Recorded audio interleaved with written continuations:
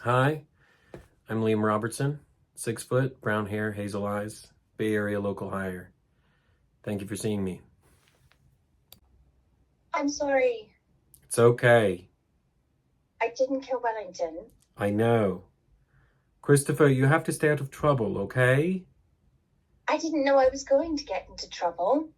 I like Wellington, and I went to say hello to him, but I didn't know that someone had killed him. Just try and keep your nose out of other people's business. I am going to find out who killed Wellington. Were you listening to what I was saying, Christopher? Yes, I was listening to what you were saying, but when someone gets murdered, you have to find out who did it, so then they can be punished. It's a bloody dog, Christopher. A bloody dog. I think dogs are important too. I think some dogs are cleverer than some people. Nicholas, for example, who comes to school on Thursdays, needs help eating his food, and he probably couldn't even fetch a stick. Leave it.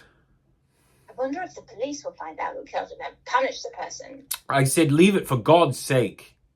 Are you sad about Wellington? Yes, Christopher, you could say that. You could very well say that.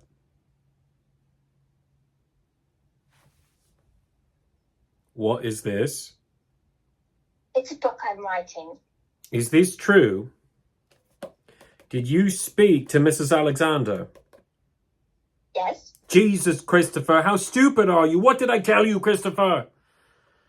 Not to mention Mr. Shear's name in our house, and not to go asking Mrs. Shears or anyone about who killed that bloody dog, and not to go trespassing on other people's gardens, and to stop this ridiculous bloody detective game. Except I haven't done any of those things. I just asked Mrs. Alexander about Mr. Shears because I was doing chatting. Don't give me that bollocks. You knew exactly what you were bloody doing. I've read the book, remember? What else did I say, Christopher? I don't know. Come on, memory man. Not to go around sticking your nose into other people's business. And what do? You go around sticking your nose into other people's business. You go around digging up the past and sharing it with every Tom, Dick, and Harry you bump into. What am I going to do with you, Christopher? What the fuck am I going to do with you? I was just chatting with Mrs. Alexander. I wasn't doing investigating. I asked you to do one thing for me, Christopher. One thing. I didn't want to talk to Mrs. Alexander. It was Mrs. Alexander who... Ed grabs Christopher's arm. Christopher screams. Ed and Christopher tussle. Ed hits Christopher hard. Christopher falls. Ed stands above him. I need a drink.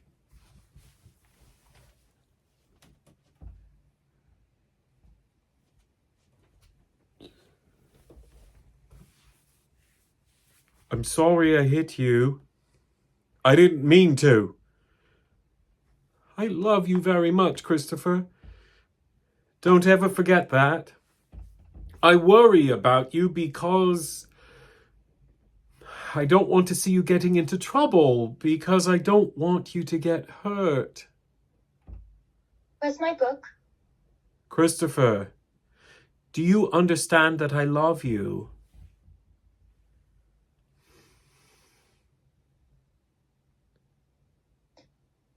Is it in the dustbin at the front of the house?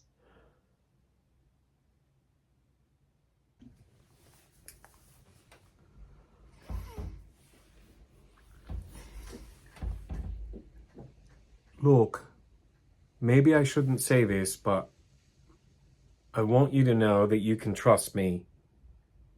Life is difficult, you know. It's bloody hard telling the truth all the time, but I want you to know that I'm trying. You have to know that I'm going to tell you the truth from now on about everything. Because if you don't tell the truth now, then later on it hurts even more. So,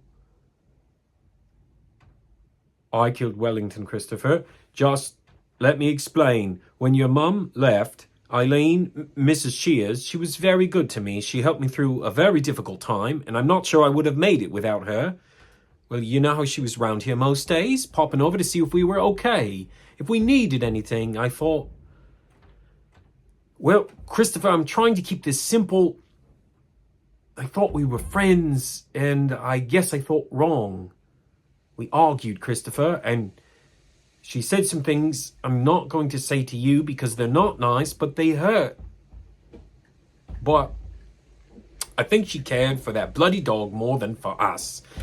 And maybe that's not so stupid looking back. Maybe it's easier living on your own, looking after some stupid mutt than sharing your life with other actual human beings. I mean, shit, buddy, we're not exactly low maintenance, are we?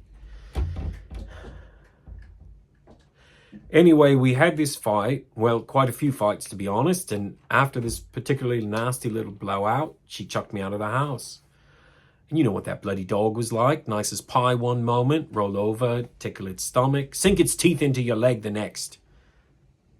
Anyway, we're yelling at each other and it's in the garden, and so when she slams the door behind me, the bugger's waiting for me. And I know, maybe if I just given it a kick, it probably would have backed off. But shit, Christopher, when the red mist comes down, Christ, you know what I'm talking about? I mean, we're not that different, me and you. And it was like everything I've been bottling up for 2 years just...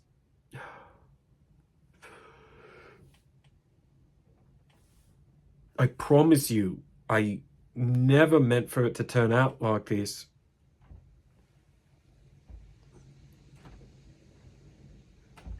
Oh, okay. Look, Christopher, I'm sorry. Let's leave it for tonight, okay? I'm going to go downstairs and you get some sleep and we'll talk in the morning. It's going to be all right. Trust me.